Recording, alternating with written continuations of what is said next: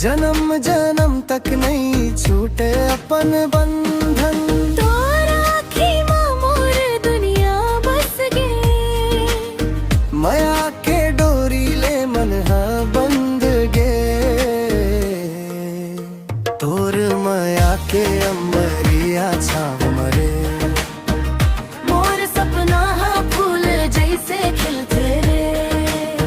तोर माया के अमरिया छाव रे, मोर सपना हा फूल जैसे खिलते रे।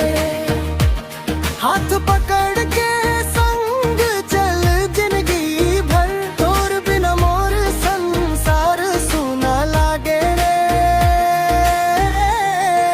सुना लागे रे।